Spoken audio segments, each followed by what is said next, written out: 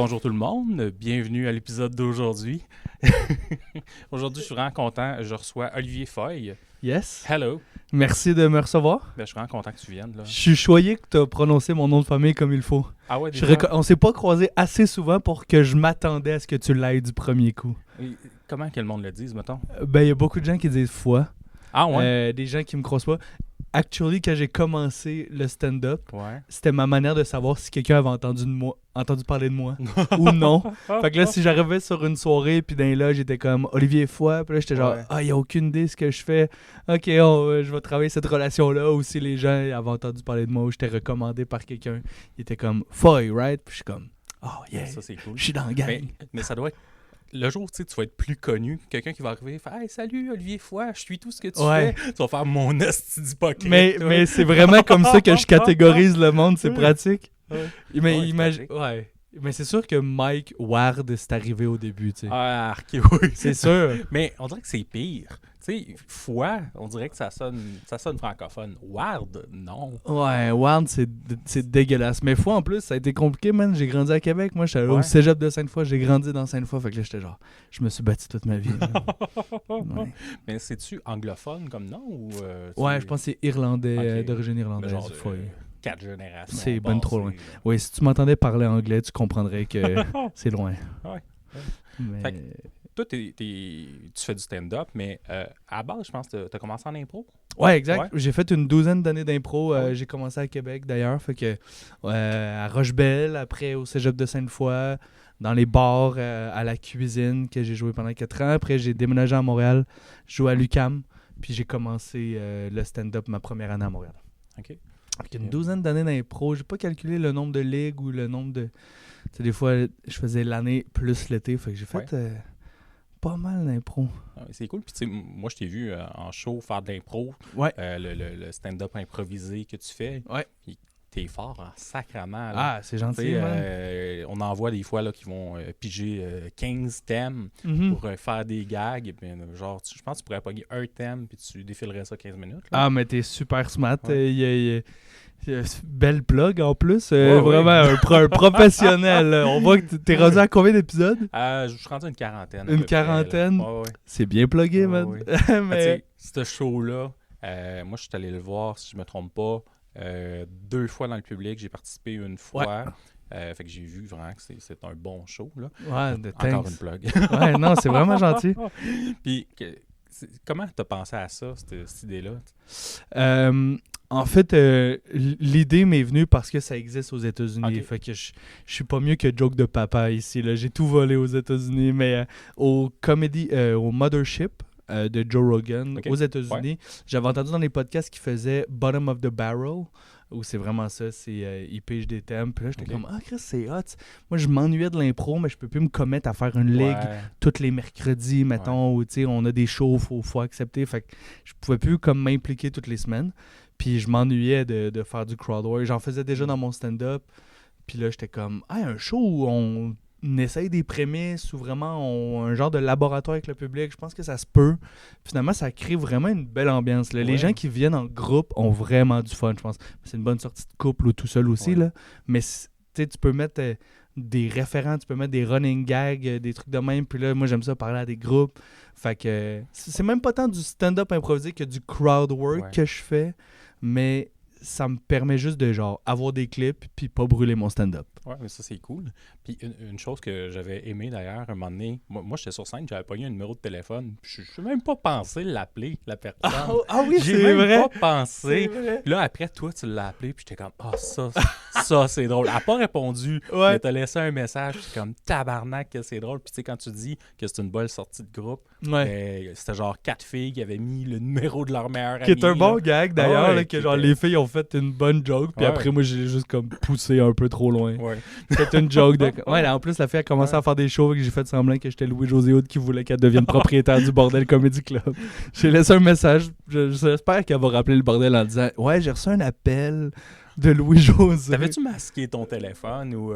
je sais pas comment faire ça. Non? Ben là, j'ai pas reçu de texto, j'ai pas reçu d'appel. Il doit y avoir expliqué. Ouais, c'est ça. C'était juste le fun pour le monde qui était là. Ouais. Puis, tu sais, moi, ça a été une belle expérience. Puis, tu sais, je dirais pas que j'ai tout pété. Je suis calibre open micer, là. Mais j'étais comme, ben, tu sais, je suis capable finalement d'arriver sur scène puis avoir rien de prêt, tu sais. T'avais-tu déjà... Pas mourir, là. Ouais, exact. T'avais-tu déjà fait du crowdwork un peu dans ton crowdwork, vraiment pas beaucoup. Ouais. J'ai fait genre 8 jours de cours d'impro, là. 8 soirées plutôt, là. Fait que c'est vraiment tout ce que j'ai en impro. C'était dans quel contexte? C'était à l'Improdome. Ah, nice. Avec Catherine, qui est la blonde de Tommy. Cat Bisson, ouais. Nice. C'est elle, c'est vraiment le fun. Nice. C'est là que j'ai peut-être appris un peu aussi à décrocher, puis c'est comme, c'est pas grave, c'est pas drôle au pire. Ah ouais, t'as-tu trouvé ça difficile comme exercice, le stand-up improvisé? Ou comme libérateur, ou genre... Ben, libérateur, oui, parce qu'après, je fais comme, tu sais, c'est pas grave si le monde ne rit pas. L'important, c'est de pas instaurer de malaise. Tu sais, ben, en effet. On veut qu'il rie. Pour vrai, oui. On veut qu'il rie. Ouais. Mais instaure pas le malaise. Puis au pire, tu sais, si tu fais comme, je sais pas quoi dire, accuse-le. Ouais. Passe au prochain. Puis, un des premiers qui m'a fait comprendre comment bien faire mon concept, en dehors de comme ma propre tête de comment je m'imaginais le faire, c'était Tommy Girard, justement. Tu sais, que la première fois qu'il l'a fait, il a juste comme déblatéré, genre. Il a juste jasé en continu. Puis là-dedans, il y avait des punchs, puis des meilleurs punchs qui auraient eu des plus gros rires, mais il faisait quasiment juste continuer à parler. Fait que les fois que ça riait pas, ça paraissait pas. Puis les fois que ça riait, on était comme « Ah, j'aurais aimé ça rire plus, mais il y a d'autres choses qui s'en viennent. » Fait qu'il avait juste gardé un bon flow. J'ai trouvé ça vraiment intéressant. Puis moi, comme ce que je dis aux humoristes, c'est que c'est genre... C'est un exercice pénible sur scène pour les gens qui n'ont pas tant d'expérience en impro ou en anime. Mais tu me diras si j'ai tort, mais je pense que quand tu arrives pour écrire après, je trouve qu'il y a quelque chose de genre, on se connaît un peu mieux après ce show-là. Parce que, tu sais, ça fait ressortir genre la pure base, là, tu sais.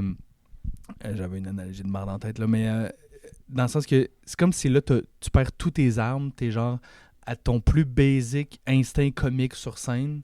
Fait que quand tu retournes à l'écriture puis tu rajoutes comme tes patterns de comment t'écris d'habitude avec ce comique-là, je trouve qu'il y a quelque chose qui fait du sens. Moi, c'est ce que j'ai senti. Moi, une chose que j'ai remarqué, c'est que sur scène, je posais plein de questions. J'étais comme... Je posais la question à haute voix. J'avais pas nécessairement la réponse tout le temps, mais le punch aurait pu suivre ou se réécrire plus tard. Là. Fait que t'avais comme plein de prémices qui sortaient. Pis exact. Ce qui est normal ultimement, parce que même dans la vie, quand on jase, il y a personne qui fait une ligne, un punch dans la vie. Là. Fait que moi, j'essaie de réduire les attentes des humoristes eux-mêmes avant le show. Je suis comme, imaginez-vous que c'est un podcast. Des fois, il faut jaser longtemps avant de faire une première joke. La preuve, j'en ai pas encore fait. mais comme... Elle est rendue là. Elle est là maintenant. Ça va faire du bien. J'avais hâte. J'ai senti le monde avancer le podcast. Là. Mais c'est genre... Tu sais, fais juste jaser. Puis à un moment donné, si ton instinct comique est bon, tu vas trouver une opportunité. T'sais. Fait que c'est intéressant. Toi, tu as découvert... Est-ce que tu savais que tu réfléchissais de même à la base, genre? Ben, moi, je sais que je pense... spécial. Je veux dire, je pense toujours à côté de ce que la personne normale va penser. Fait un peu, mais en même temps, j'étais comme, ça pourrait être ça, tu sais, pas à la Pierre Légaré, là, pas me poser des questions littéralement, mais comme faire mes prémices, ma question fuckée, puis essayer de faire le punch par rapport à ça. Fait que je pense. C'est intéressant. Qui est le langue, je pense, dans Comedy Bible, il détermine comme 4 profils d'humoristes. Puis il y en a un, c'est philosophe, justement. Puis je m'étais identifié à lui plus que les autres quand je les avais lus, de analyser une situation d'un point de vue un peu extérieur et tout. Fait que poser des questions, c'est comme une manière d'attaquer le sujet avec des angles autour. Fait que moi, je sais que ça fait partie de mon écriture. Puis là, ce que tu me dis, ça me fait vraiment sentir mal sur ma mémoire parce que je suis en train de lire le livre. Je me rappelle fuck all de ça. C'est drôle. T'es rendu à moitié, début? Je suis rendu peut-être bien genre à la page 140. Là. OK. C'est sûr qu'il y a beaucoup de choses que tu te dis, c'est superflu, ça j'ai passé. Mais c'est drôle, mais les act-out, moi, j'ai de la misère. Parce qu'à chaque fois que je fais un act-out, j'ai l'air méchant. Ah ouais? J'ai l'air méchant, j'ai l'air de me moquer de la personne. J'ai pas l'air de la jouer. Tu fais une caricature de quelque chose? Ouais, un peu trop. Fait que ça, je sais que va falloir que j'en fasse, mais mieux. Ah ouais? Fait que genre... aller chercher peut-être des niveaux de jeu différents ou comme... C'est peut-être là aussi que l'impro peut aider vu que j'ai comme essayer des personnages différents. Je fais pas tant de personnages sur scène, là, ou de act-out vraiment typés, là. Mais peut-être que le fait d'avoir fait de l'impro, ça peut m'aider à aller trouver des voix différentes. Mais ça me fait rire. Là, je t'imagine faire du stand-up, faire des voix de blondes connes des années 90. Ma blonde, l'autre jour, elle disait « non. Ouais. Tu sais, genre, il y a un niveau full basic. Ben, c'est presque ça. Ah ouais? Non, j'exagère. Mais tu sais, je me dis, tu sais, oui, je peux le faire, mais il faut vraiment que je trouve quelqu'un que tout le monde haït. Tu sais, pour pas briser la confiance. Tu sais, justement, tu sais, si j'ai l'air, je réussis pas à bien la jouer, ma blonde, justement, et que je la décris comme une conne, ben là, le public, ils seront pas avec moi, à moins que j'ai un méchant bon renversement. Là. Ça marchera pas. Mais mettons, je sais pas, moi, là, à Québec, c'est dur à dire, là, c'est pas Pierre Poilievre, là. Mais mettons, dans ton stand-up, as-tu un exemple de genre un personnage que tu as essayé en act-out, mais qui était trop méchant? Tu sais, mettons, la blonde est un personnage. Y en a-tu d'autres que tu as essayé en act-out? J'ai essayé ma blonde, puis tu sais, j'ai essayé d'en faire comme... je me suis filmé. Puis je me rappelle pas c'était quoi, puis j'étais comme, à chaque fois, j'étais comme, j'ai l'air méprisant, là. Ah ouais? Ah ouais, fait que, probablement que c'est ça. Faut qu'au début, j'essaye peut-être des gens que je méprise réellement, là. Peut-être ça, là. Ouais. Je sais pas. C'est fucking intéressant, j'aimerais ça avoir des exemples pour mieux comprendre. Ouais. Puis ça me fait réaliser, moi, je pense que mes act-out, j'ai joue pas tant que ça, finalement. Moi, c'est une affaire que j'essaie d'être conscient de, genre, peut-être qu'il faudrait que je rajoute à mon stand-up, de typer encore plus mes act-out. Mais moi, j'aime ça les jouer comme avec ta voix, tout en niveau observation, genre. Puis l'autre personne a dit, genre, telle affaire. Mais c'est tout le temps un peu mon timbre à moi, pareil. OK. Je sais pas pourquoi. Peut-être parce que ça me permet justement de pas rajouter un layer de jugement ou de... Tu me fais philosopher. Ouais. Comme ça, hein? Ah, c'est intriguant. Ouais. Tu sonnes trop méchant, mais dans ton stand-up, est-ce que c'est des prémices accusatrices? Ben, c'est sûr qu'aussi, je suis beaucoup dans le liner. Fait que, tu sais, en étant dans le liner, c'est des fois plus compliqué d'aller chercher la sympathie parce que tout ce que tu dis est faux. Ouais. Tu sais, tout est gros, tout est exagéré. Ouais. Tu sais, en du liner, je suis pas en train de philosopher vraiment. Oui, des fois j'ai des questions, mais des fois c'est très stupide comme question, là, on s'entend. Là. Mais des liners en question, ça peut être hyper efficace pareil. Ouais, on en a un à Québec qui fait ça, Jérôme Fauché, il a commencé ça un peu à l'imitation de Pierre Légaré, là, mais il a comme trouvé un peu sa niche là, en ce moment. Il a pris une coche en se posant justement des questions sur scène, mais à mon avis, Jérôme t'imites trop Pierre, lâche Pierre. C'est drôle ça. Ça a été malade, tu l'imites de comme à chaque fois t'es genre non. À chaque fois il imite Pierre, il est genre le pire niveau de act-out au monde. Asti, j'aurais tellement dû faire ça. Ça aurait tellement bien fité. Ouais. Il y a combien de monde qui font du stand-up à Québec en ce moment, tu penses? À Québec, on est une trentaine. Je dirais peut-être 15 de façon plutôt régulière. Ben, sur la population qu'on a, ben, c'est 30 qui en font une fois de temps en temps, mais il y en a d'autres qui l'ont fait une fois ou deux. Puis, c'est pas beaucoup, man. Ouais. Mais ça prend un plus gros bassin que ça. Là. Ce qui s'en vient, là, moi, quand j'ai commencé, il y a 2 ans, la seule soirée régulière, c'était la Ninkasi. Ouais. Après ça, tu as eu le Comédia qui a ajouté. Là, tu as Charles-Julien Boulet, tu as Jérôme Lisotte qui a ajouté. Stacy Deschaines aussi. Il y en a même 2-3 nouveaux que je connais pas, que j'ai pas encore croisés, puis qui ont leur soirée. Ah, nice. Donc, c'est cool parce que j'ai vraiment l'impression qu'on va pouvoir jouer plus puis être meilleur. Tu sais, moi, je te parlais que je fais du liner, puis à un moment donné, c'est comme, je vais essayer d'autres choses, là. Puis, je suis en train d'essayer d'écrire, mais mon Dieu, que c'est pas évident de changer de style. Tu le fais pour l'exercice ou parce que tu veux changer à long terme ce que tu présentes? Changer à long terme. Ah, vraiment? Ouais. Tu veux t'éloigner du liner? M'éloigner du liner. Tu sais, ça marche bien, le liner, mais on dirait qu'il y a des salles qui sont moins propices. Ouais. Il y a des soirées qui sont moins propices. Fait que, tu sais, en m'éloignant du liner, tu sais, je pense que quand c'est une petite foule, ça marche mieux du stand-up classique. Quand c'est 3-4 personnes, c'est pas toujours 3-4 personnes, là, mais mettons 15 personnes, du liner crash si tu pognes juste 5 personnes outrées. Ouais. Puis les 10, ils ont beau avoir du fun, mais si t'en as 5 outrés, ça marche pas, là. Tu Ouais, fais ouais, un ouais. crash, c'est comme tu finis, là. Je comprends ton réflexe, je comprends ta démarche. Le meilleur exemple dans ma tête de quelqu'un qui rentre bien des liners à travers son stand-up, c'est Louis-Gérard Bock, Ouais. qui fait pas tant dans le trash, mais tu sais, qui a des liners un peu plus d'observation, mettons, Ouais. décalés. Fait que ça s'approche de l'absurde, mettons, là. Mais, puis lui, je trouve qu'il le fait super bien. Fait que je comprends l'idée comme de, mettons, transcender ton style en ce moment, mais peut-être quand même te garder un bagage de liners qui peuvent être nice comme des jokers, tu sais. Ouais. Dans le sens qu'au lieu de dire j'écris du nouveau stock puis je joue plus du tout l'ancien, t'as quand même créé, tu sais, il y a au moins 5 minutes de bons liners qui peuvent t'offrir encore longtemps pour patcher à des moments quand tu vas faire des 15, genre. Fait que ça peut, tu sais, mettons, justement, tu commences dans du stand-up puis il y a des bouts plus tough.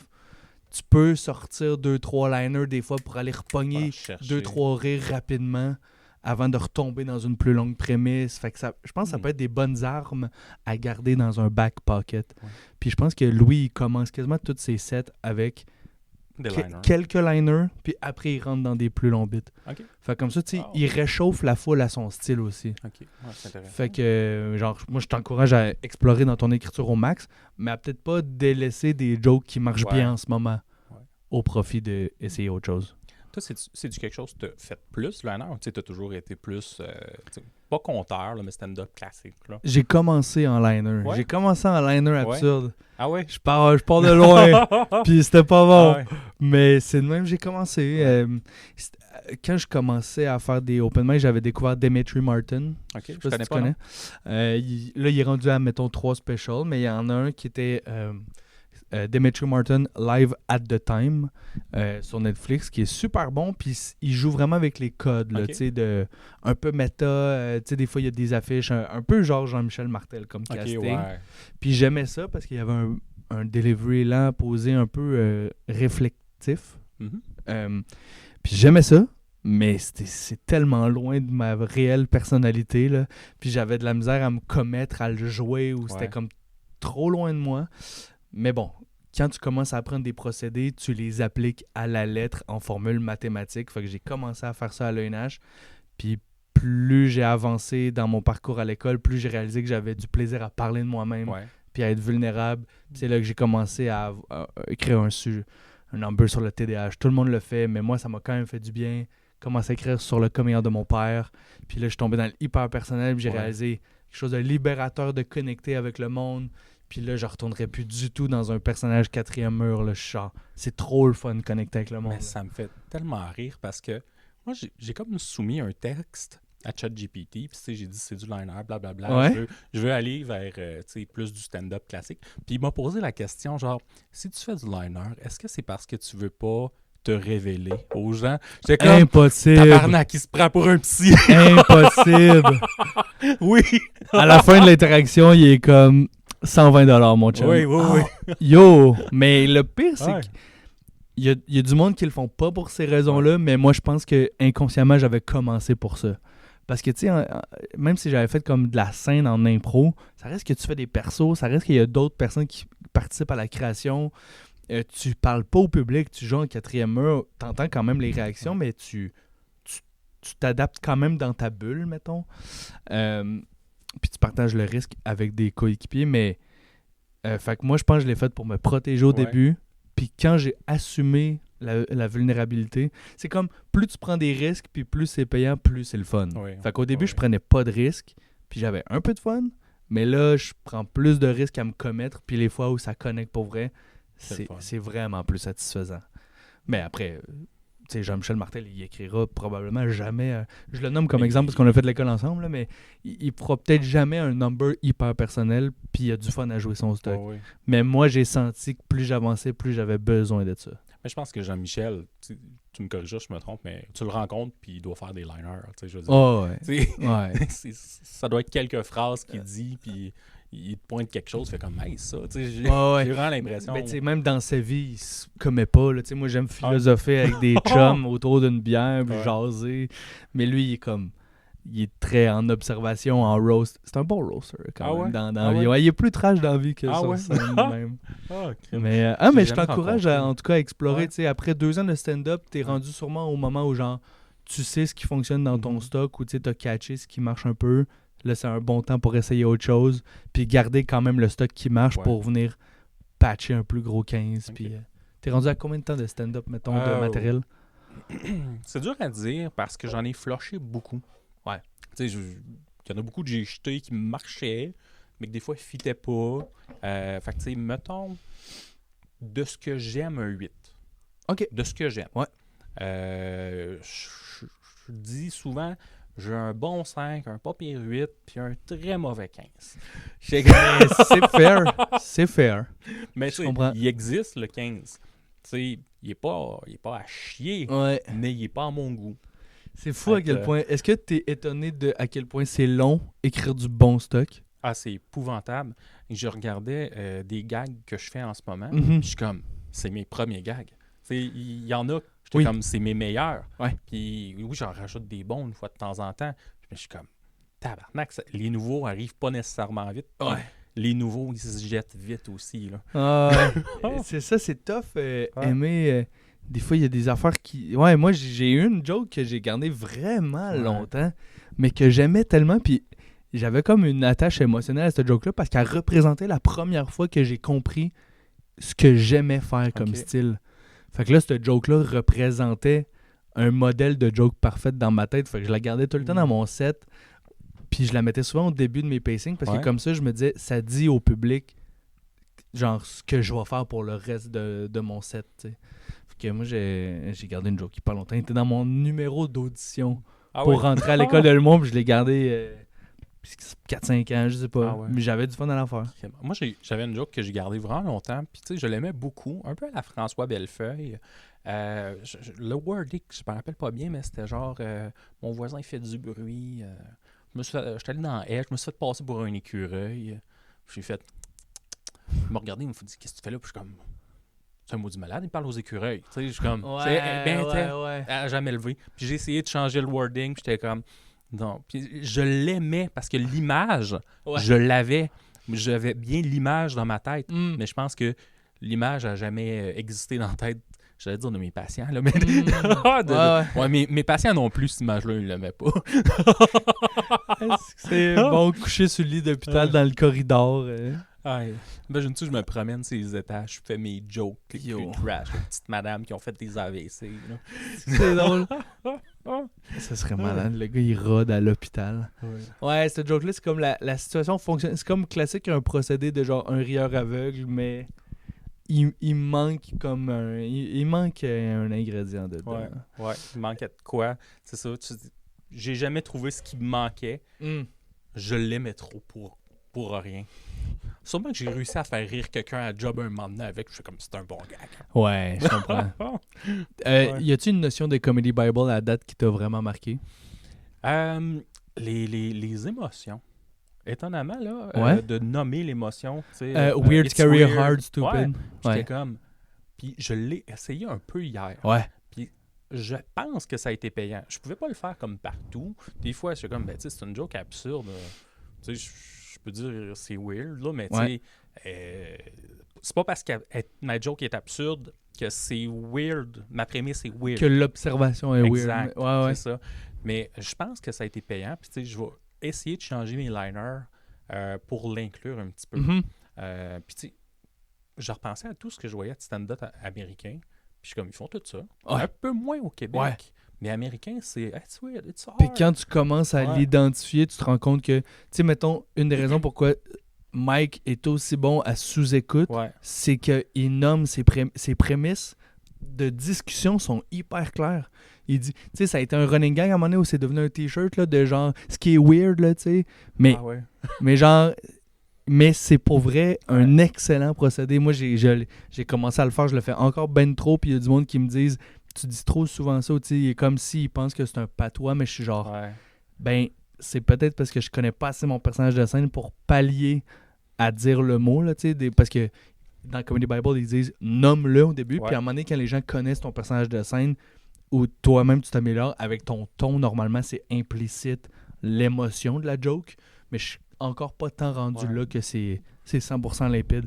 Puis, faut le nommer. Dans la traduction, j'étais comme, au Québec, on l'utilise weird, mais c'est difficile ou c'est tough. Puis des fois, j'étais comme, l'émotion est un peu complexe finalement. Là, sortir le dictionnaire des émotions pour faire ça, je suis comme, s'il faut que je trouve un mot très précis, je suis pas sûr. Mais c'est vraiment payant. En tout cas, moi, ça a changé mon écriture. Puis, en tout cas, je vais reprendre le compliment que tu m'as donné pour ma soirée de stand-up improvisé, mais je pense que ça m'aide à improviser parce que j'ai une porte d'entrée à n'importe quelle observation.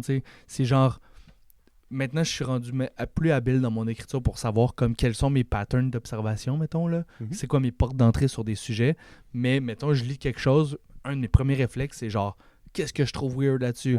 Ou genre, ça me fait-tu peur? Ou comme, moi, mettons, c'est vraiment, il y a weird, scary, hard, stupid. Puis moi, vraiment, weird, c'est celui que j'utilise comme 80% du temps. Là. Hier, je l'ai essayé. Puis c'est le seul mot que j'étais capable de mettre parce que c'était ça que ça représentait mon bit au complet. Il y a une place que, tu sais, j'étais comme, on va dire fucked up, là, là. On va mettre des synonymes. Là. Ça, je l'ai dit trop, man.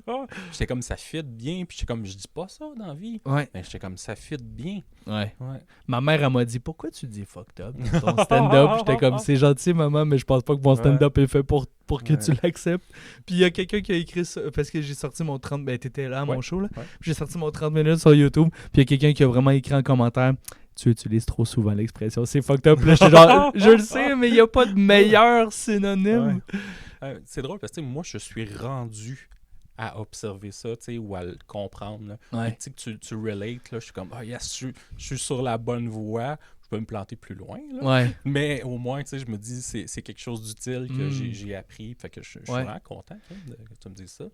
C'est hyper important. Puis là, c'est nice parce que là, tu essaies de l'appliquer à des jokes qui existent déjà.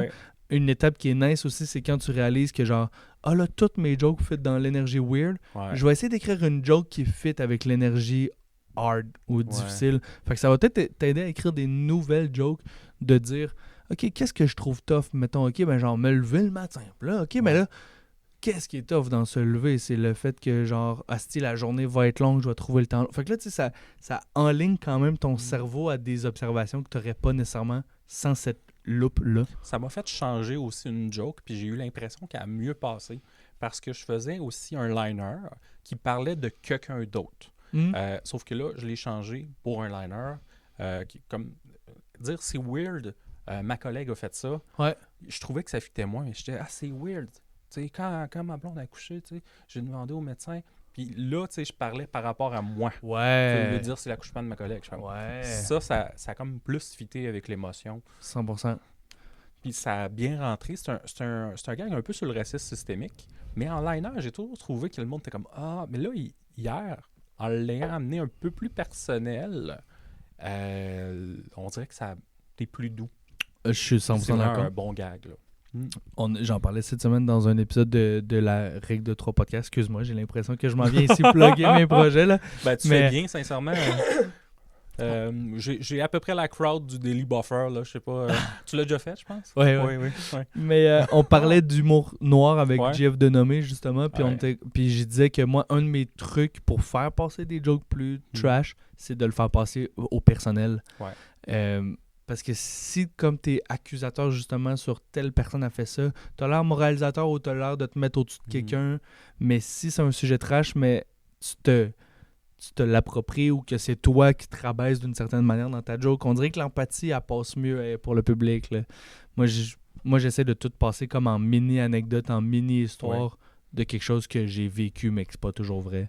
Ça passe mieux. Après, on fonctionne pas tout pareil. Ça, tu dis de pas jeter mon texte, là, mais je pense que c'est ça qu'il faut que je fasse. Là, juste les modifier pour que tout passe mieux, ce qui est trash, ce qui est absurde. Fait que je suis en train de modifier mon texte, finalement. Mais by the way, c'est pertinent d'arrêter de le faire pendant un bout, puis d'essayer de comme repartir le processus avec un nouveau 5, mais de les garder pas loin, parce que quand tu vas faire un 15, tu as besoin de ces jokes-là, pareil, pour combler du temps, tu sais. Fait qu'il faut pas qu'ils soient trop loin dans ta mémoire, mettons. Puis là, j'essaie d'écrire un nouveau bit. qui vient d'un malaise de ce set-là, OK. de mon bit, parce que je pars du début. Ouais. Je m'en vais faire un show, puis dans la salle, je vois mon thérapeute conjugal. Oh, wow! Oh, wow! Fait que je suis comme, mais j'ai tellement été mal à l'aise, j'ai fait des prémices pas de gag. Puis à la fin, j'étais comme, pourquoi ça a pas ri? Puis tu sais, je me suis réécouté, je suis comme, t'as pas fait tes gags, t'as pas de punch. Impossible! Ouais. Impossible! Ça, c'est juste des prémices. Le thérapeute est comme, comment ça, il est plus drôle en thérapie? Ouais. Il est comme Chris, il est plus punché dans la vie que sur scène. Parce que t'as choqué, genre? Ah, ben, à cause que tu sentais... Parce que t'avais peur comme du jugement de quelqu'un qui te connaissait, mettons? Ouais, mais en même temps, j'étais comme... Crise de bonnes choses qui m'est arrivé parce que je veux écrire ça, là, qui m'a vu. Ouais. Tu sais, je veux dire, voyons, qu'est-ce qu'il s'est dit tu sais, dans sa tête, là, puis essayer de limiter, puis de ne pas apparaître condescendant, limitant. Ouais, idéalement, parce que là, sinon, il va te voir. Ouais. Mais, en plus que, tu sais, de structurellement parlant, c'est un callback gratuit parce que, tu sais, tu peux pas faire ça comme première joke si t'as pas fait d'autres jokes, je pense. Parce que c'est plus drôle comme, mettons, 6e joke, que là, tu dis, il m'a vu faire la joke de blablabla, qui était mettons, ta 2e joke, c'est une joke trash. Ouais. Là, c'est comme, c'est un bon callback gratuit sur genre... Ouais. Ça je peux utiliser mon stock pareil, là, Ouais. fait que c'est bien aussi. Là. Devant son thérapeute de couple. Mais tellement. Tu l'as-tu revu depuis? Non, parce qu'on n'a pas fait ça longtemps, sincèrement. Ok. On va bien. Ah ben tant mieux, je te souhaite que ça continue. Mais tu peux au pire inventer la 2e fois que t'es retourné. Puis, ouais, puis tu sais, moi, une chose que je me suis dit, qu'est-ce qui me ferait vraiment peur? Pourquoi j'ai peur qu'il soit là? Puis là, j'étais comme, il va dire, je vais le dire à ta psy. Mais c'est à la mienne, tu sais, personnelle. J'étais comme, oh non, il va lui dire que je me suis planté. Oh non, puis elle va me juger. Puis là, je suis comme, ben, c'est tout sur moi, là. Ouais. Tu sais, mais elle va faire, arc, je le suis plus. Il s'est planté sur scène. Ouais. Imagine le show va mal, puis tu s'en vas voir ton thérapeute après, puis t'es comme, ça, c'est du secret professionnel. Right? T'en parles à la personne que je me suis planté à soir. Hein? Ah, yeah, il y a du jus là-dedans. Ouais, fait que tu sais, ça, j'ai trouvé que c'était comme un moment que je peux pas passer à côté de ça pour écrire. Fait que c'est de là que je me suis dit, bon, je vais m'éloigner un peu du liner pour essayer d'écrire de quoi. Puis justement, tu peux commencer avec les émotions de Comedy Bible pour essayer de trouver des trucs là-dedans. Parce que, évidemment, ça peut être weird, mais évidemment, ça peut être tough jouer devant des gens que tu connais. Par exemple, l'autre jour en show, j'étais devant mon thérapeute de comme là, j'étais genre, il y a beaucoup trop d'infos sur moi. Je disais des affaires, puis je l'entendais dire à ses amis comme, c'est pas vrai, il est full anxieux. Ou tu sais, genre, ça, ou comme weird, scary. Ou genre, ça fait peur jouer devant des gens que tu connais. Je sais pas. Puis, tu sais, quand je suis sorti de scène, là, il était de dos à la scène, puis il était en train de boire son verre, genre, puis il voulait pas me regarder partout.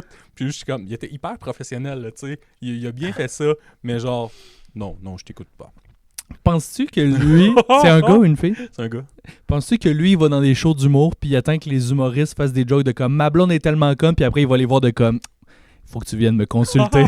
Si t'as des problèmes de couple, je peux vous aider. Moi, j'avais peur qu'il vienne me voir à la fin et fasse. Finalement, c'est toi qui as tort. Oui, exact. Ouais, c'est exactement ça. C'est clairement ça qui aurait pu arriver. Genre, j'ai fait des jokes d'animaux, genre, tout le long. Mais... Ouais, c'est intéressant. C'est une bonne idée. Ben, t'es bon d'être lucide dans ta démarche puis d'essayer de te commettre à essayer des nouvelles affaires, changer ton style ou essayer des nouveaux trucs, c'est cool. J'aime bien cette idée. Merci. Hey, j'ai parlé beaucoup de moi, là. Non, mais j'adore ça. Moi, je voulais venir te poser des questions. J'étais vraiment curieux. J'aime ça, jaser de démarche et tout. Puis je trouve que, tu sais, j'ai grandi à Québec, mais là, ça fait comme 8 ans que j'habite à Montréal. Puis cet été, je vais animer beaucoup à Québec. Puis ça me rend vraiment heureux parce que je trouve que ça va me permettre peut-être de reconnecter avec quelque chose, avec mon ancienne ville. Ou, je trouve ça comme un peu triste de ne pas connaître le milieu de Québec plus que existe. Ça. Oui, il existe depuis une dizaine d'années à peu près, mais dans les 2 dernières années, c'est plus effervescent. Là. Là, mais je suis content de pouvoir participer, voir un peu les gens, voir un peu l'écosystème, puis si ça donne, peut-être donner 2-3 conseils à gauche, à droite, puis j'aimerais ça voir le niveau de Québec comme s'améliorer, que ça devienne pas juste des soirées qui invitent du monde de Montréal pour avoir des headlines ou des soirées de rodage, mais qui aient son propre circuit de soirées de rodage qui soit fort. Là, puis tu sais, c'est la semaine prochaine, je m'en vais à Montréal, puis je suis comme, hey, j'ai même plus besoin de faire ça. T'sais, pour faire un open mic, je suis comme, je vais le faire. Ouais. Parce que je rencontre des gens, je fais du PR, mais pour m'améliorer, j'ai plus besoin d'aller à Montréal. Nice. Ce qui n'était pas vrai, il y a un an seulement. Wow. C'est ça qui est cool. Ça, c'est énorme. Ouais. Avec ma gérante qui reprend la programmation de la Ninkasi, justement, là, l'objectif, c'est ta gérante? Ouais. Ah, OK. C'est vraiment de créer un bassin de soirées de rodage. Là. Moi, j'en parlais à Stacy aussi, là, qui se questionnait sur sa soirée en septembre, mais ouais, il y a des open mic, puis il y a des soirées headline qui font venir des gens. Mais un circuit de rodage, ça peut être payant. Parce que je pense que le public est comme pas habitué d'avoir de l'humour à Québec. Je pense qu'il y a des humoristes qui sont down d'en faire, puis qu'il y a plus que 30 personnes qui seraient game de commencer. Là, là. Mais je pense pas que le public s'est fait livrer tant de soirées de rodage comme fortes à Québec, où il n'y a pas une assez grosse sortie pour se dire comme cette semaine on va voir elle, l'autre semaine on essaye l'autre, et vice-versa. Moi, j'ai vraiment hâte de voir cet automne, tu sais, avec sur Saint-Jean, tout ce qu'il va y avoir, parce que je sais qu'il va y avoir 3 places qui vont avoir de l'humour. Ouais. Ça va être fou, là. Saint-Jean, il va en Ninkasi, Saint-Jean puis Bateau de nuit. Fait que, je sais pas à quel point Bateau de nuit va avoir des soirées, mais je sais qu'ils veulent repartir leur soirée d'humour aussi. Donc, il y en a déjà eu, il n'y en a pas présentement, puis ils veulent revenir, ils vont en avoir une nouvelle? Exact. Puis, je pense qu'il y a une autre fille qui veut en partir une autre sur Saint-Jean. Let's go! J'espère que ça sera pas comme trop au début, que ça va comme décourager le monde. Ouais. J'espère juste que tout le monde va avoir un peu de monde, tu sais. Ouais, ce serait magique. Moi, je pense que, tu sais... Je pense que s'il y a plus d'offres, ça peut juste être pertinent.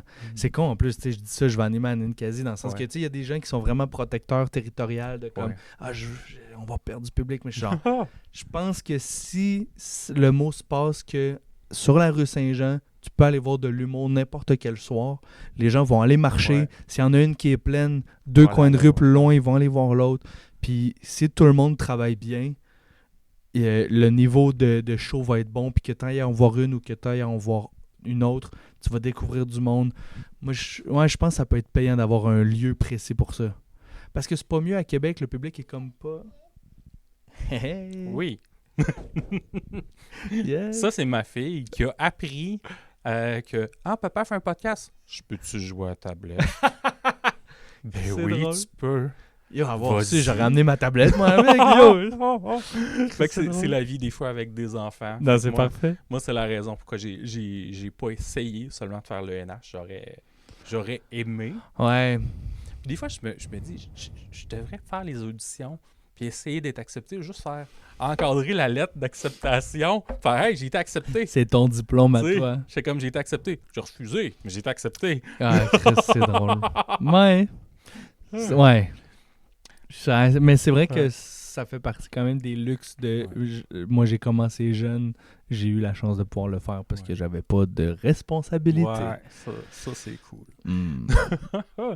Comment toi, t'as trouvé ça, le NH?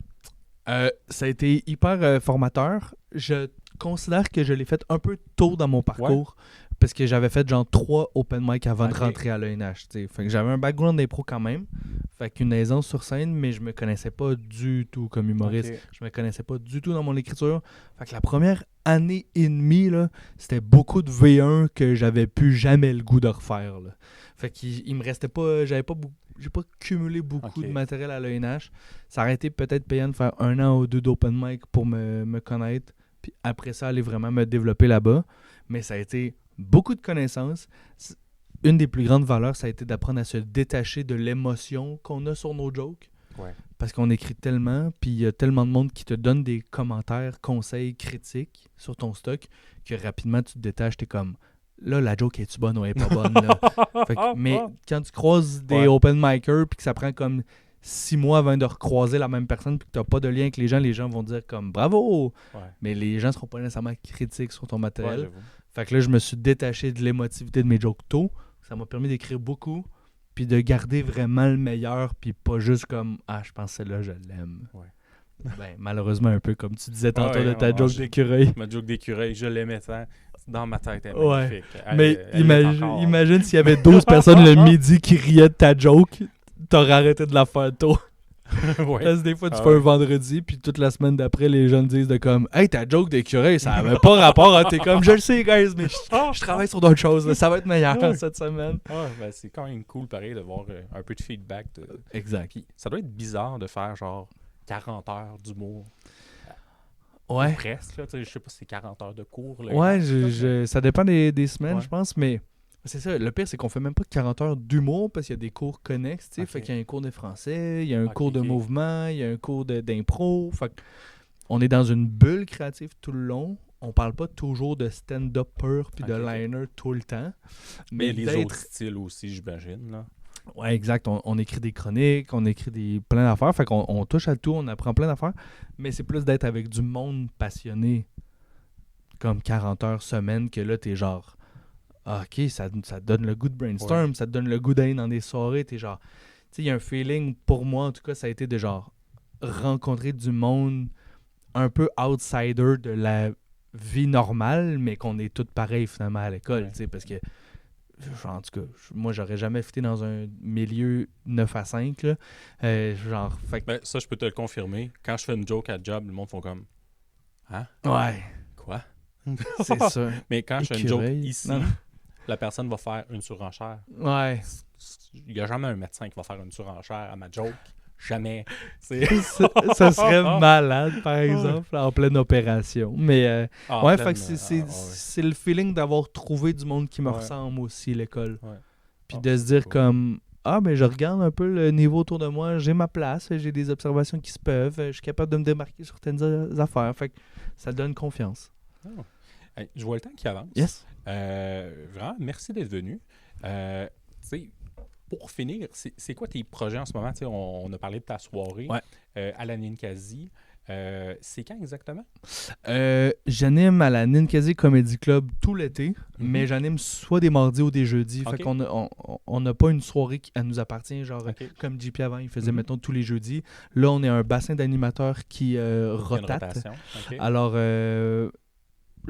je pense pas que c'est fixe, fait que je vais comme pas les nommer, mais fait qu'on rotate sur les mardis et jeudis. Fait que si les gens vont voir des shows un mardi ou un jeudi, ils vont te croiser éventuellement. Ils vont peut-être me croiser ou certainement avoir du fun. J'ai mon podcast, La Règle de 3 podcasts, avec Charles Deschamps et Philippe Drolet. Comme on l'a même pas genre abordé ou presque, là, on l'a effleuré. Ouais. Puis ça va faire quasiment une heure, pareil. Là. Mais c'est parce que je dis de la merde. Mais tantôt, on disait, on va parler de ta vie, puis tu disais, ça va durer 17 secondes. J'ai comme, ah non, là. Ouais, mais... J'ai des open micers qui sont capables de parler pendant 3 heures. C'est drôle, ça.